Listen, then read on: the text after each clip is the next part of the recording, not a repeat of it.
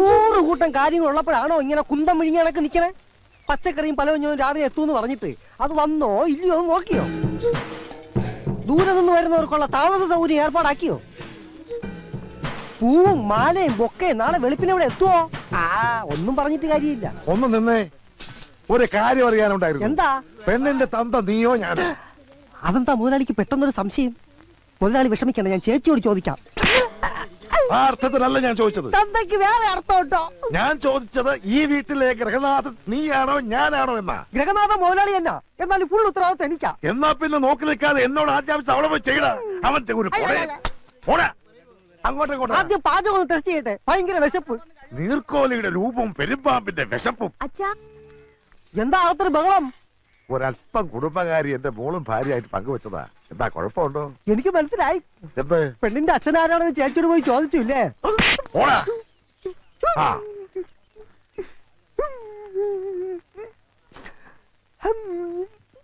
എടാ അച്ചുവേ, എന്റെ മകൾക്ക് ഇതെന്താ പറ്റി? കല്യാണം അടുക്കും തോറും മനസ്സിനകത്തൊരു ചാഞ്ചാട്ടം. ഇപ്പൊ കല്യാണം വേണ്ട വേണ്ട എന്നൊരു വാശി. ഇനിയിപ്പൊ പേടിച്ചിട്ടാണോ അതോ? അതെ, മുഹൂർത്തം എടുക്കും തോറും പേടിക്കുന്ന പെണ്ണുങ്ങൾ 2 തരത്തിലുള്ളവരാ.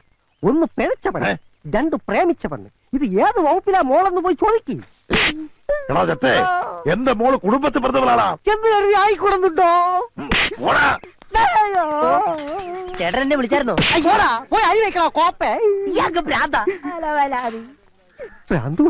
സരസു ആരും കാണാതെ ഇറങ്ങി പോന്നാ മതി, ബാക്കി ഞാൻ ഏറ്റു. ഇങ്ങനെ പതുങ്ങി നിന്നുള്ള ഒതുങ്ങിയ സംസാരം അത്ര ശരിയല്ലല്ലോ. മുതലാളി, മുതലാളി, എന്താടാ? തുമ്പ് കിട്ടി, തുമ്പ് കിട്ടി. 1 മിനിറ്റ്. എന്നാ ഞങ്ങൾ ഇറങ്ങിട്ടുണ്ടി താനെ പോകാൻ വരട്ടെ. ഞാൻ ഒരു കാര്യം ഒന്ന് മുതലാളിയോട് പറഞ്ഞോട്ടെ. അതിന്റെ പേരിൽ ഇവിടെ ഒരു വിപ്ലവം നടക്കും. നിങ്ങൾ ആ ടീം ബിയുടെ ക്യാപ്റ്റൻ. അതെന്താണ് അങ്ങനെ? അതങ്ങനാ. ഇങ്ങോട്ട് വന്നേ. ഞാൻ ഒളിഞ്ഞു നോക്കി മുതലാളിയുടെ മോളുടെ സംഭവങ്ങളെല്ലാം കണ്ടു. പറഞ്ഞു തീരുന്നവരും പഠിച്ചതിനാ ഒളിഞ്ഞു നോക്കിയത്. അതുകൊണ്ടല്ലേ പെണ്ണ് കല്യാണം വേണ്ടെന്ന് പറഞ്ഞതിന്റെ കാരണം പിടികിട്ടിയത്. പെണ്ണിന് പ്രേമം. ആരോട്? ഈ കുറുപ്പിന്റെ മോനോട്. 2 പേരും കൂടെ പതുങ്ങി നിന്ന് ഹൃദയം പങ്കുവയ്ക്കുന്നത് ഞാൻ കണ്ടു. അനാവശ്യം പറയത്തോടാ. ഞാൻ കണ്ടത് അവർ കിന്നാനം പറയണത്. മിണ്ടിപ്പോകരുത്. ചെറുപ്പം മുതലേ ഒന്നിച്ച് കളിച്ചു വളർന്ന പിള്ളേരാ. അവര് മിണ്ടിന്നും പറഞ്ഞു നോക്കിയിരിക്കും.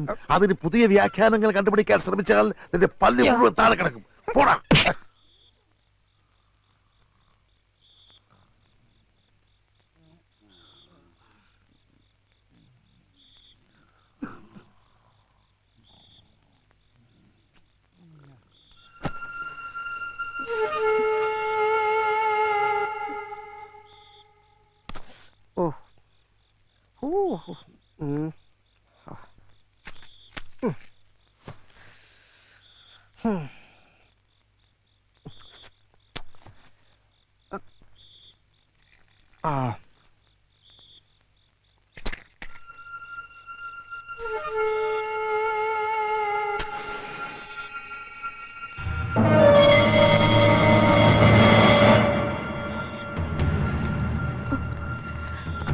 പോകാം.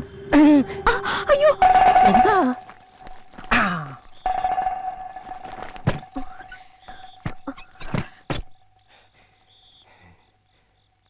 ദൈവമേ, ഇവളിനി കല്യാണം വേണ്ട വേണ്ടെന്ന് പറഞ്ഞത് എന്നോടുള്ള ഇഷ്ടം കൊണ്ടാണോ? അടിച്ചോണ്ട് പോയാലോ?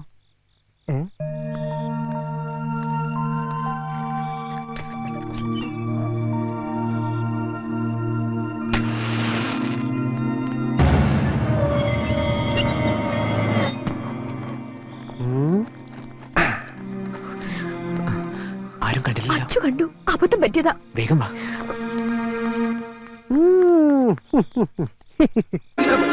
എടാ അച്ചുവേ, സരസുവിനെ കാണാനില്ല. ഒന്ന് അന്വേഷിക്കടാ. അന്വേഷിക്കാനൊന്നുമില്ല, അവള് പോയി. എങ്ങോട്ട്? അവളെ കാമുകനോടൊപ്പം. കാമുകനോടൊപ്പോ? പാലത്തിങ്കൽ കുറുപ്പിന്റെ മകൻ കൊച്ചുകുറുപ്പിനോടൊപ്പം സ്ഥലം വിട്ടു. ഞാൻ എന്റെ കണ്ണുകൊണ്ട് കണ്ടതാ. എന്നിട്ട് എന്താ നീ മിണ്ടാതിരുന്നേ? ചെറുപ്പം മുതലേ ഒന്നിച്ച് കളിച്ചു വളർന്ന പിള്ളാരല്ലേ, പോട്ടെ എന്ന് ഞാനും കരുതി. അവര് തമ്മിൽ പ്രേമമാണെന്ന് ഞാൻ ഇങ്ങനെ പറഞ്ഞതല്ലേ. എന്നിട്ട് കേട്ടോ, എല്ലാവരെയും ഒന്നിച്ച് കളിപ്പിച്ച് അവര് നാട് വിട്ടു.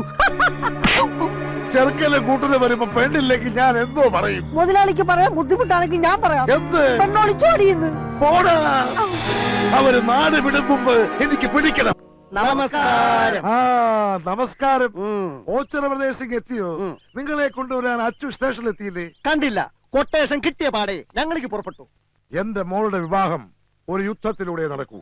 പോരാടാൻ വേണ്ടിയാ നിങ്ങളെ ഞാൻ വരുത്തിയത്. മനസ്സിലായി. വരൻ ശത്രുരാജ്യത്തുള്ളവനാണല്ലേ?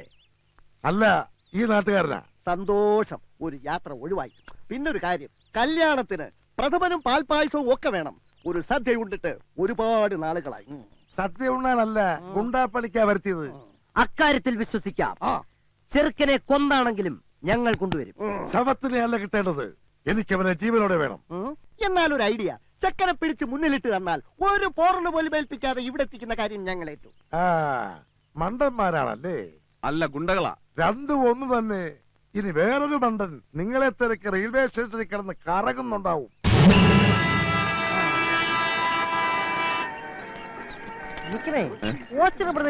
അല്ല,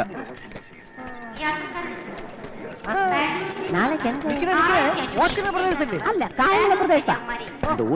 നാസർക്കാരാടാ. ശരിയാതു.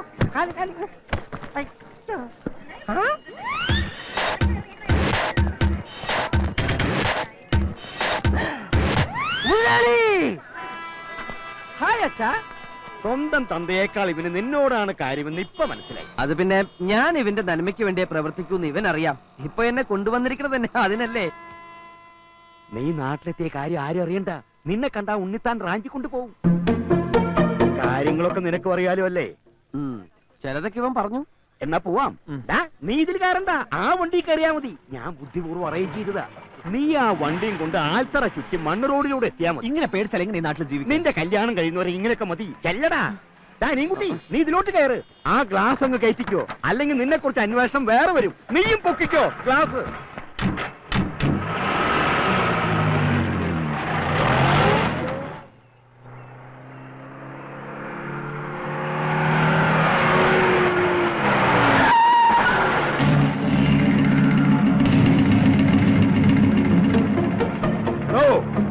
തന്റെ മോനെ ഏത് പാതാളത്തിൽ കൊണ്ട് ഒളിപ്പിച്ചാലും പാതാളക്കരണ്ടി ഉപയോഗിച്ച് ഞാൻ പൊക്കും.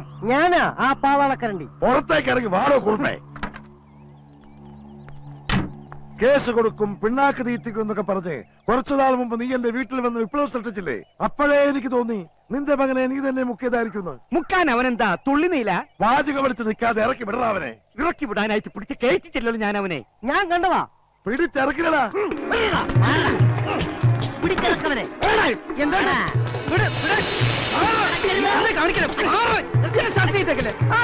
അയ്യോ, ഇയാളറിയില്ലേ? ഇദ്ദേഹമാണ് വട്ടപ്പറമ്പിൽ ഉണ്ണിത്താൻ. ഇയാളിപ്പിച്ചൊരു പ്രശ്നത്തിലാ. കെട്ട് കഴിയാത്തൊരു മോളുണ്ട്.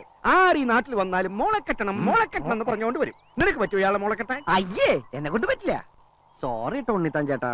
കണ്ടോ, ഇവന് പറ്റില്ല എന്ന്. എന്നാ ഞങ്ങൾ പോയിക്കോട്ടെ, ഇച്ചിരി ധൃതിയുണ്ടേ. നിക്കേ, എനിക്ക് മൊത്തം ഒന്ന് പരിശോധിക്കണം. മൊത്തം ഒന്ന് നോക്കടാ. നോക്കടാ. അകത്താരെങ്കിലും ഉണ്ടോ? ഇല്ല. ബാക്ക് സീറ്റിന്റെ അടിയിൽ നോക്ക്. എന്താ ഇത്? നീ ഇതെന്ത് ചെയ്യാ? ദേഹ പരിശോധന നടത്തുകയാ. കുണ്ട പോയ കുടത്തിൽ തപ്പണുണ്ടാണല്ലോ. മൊത്തം പരിശോധിച്ചു. ഡ്രൈവർ അല്ലാതെ വേറെ ആരുമില്ല.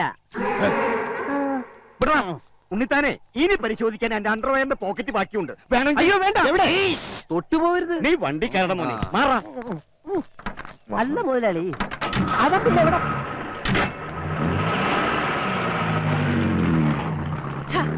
അവൻ ഇതെവിടെ പോയി? ഞാൻ എന്റെ കണ്ണുകൊണ്ട് കണ്ടതാ. നിന്റെ ഈ കണ്ണ് ഞാൻ കുത്തിപ്പൊട്ടിക്കും. ഇതുള്ളത് ഇല്ലാത്ത കിടക്കാ. കേറടാ. ഒന്ന് നിന്നേ. ഏ, അവനെ ഞാൻ കണ്ടുപിടിച്ചു. എവിടെ? വാ, നമുക്കൊരു സിനിമയ്ക്ക് പോവാം. എന്നെ ഒന്ന് പറയാൻ അനുവദിക്കൂ. ഇത് മോർഫിങ്ങാ. സിനിമ കണ്ടാലേ മുതലാളിക്ക് അത് മനസ്സിലാവും. കൂടുതൽ പറഞ്ഞാൽ നിന്റെ മോറടിച്ച ഫിങ്ങാക്കും.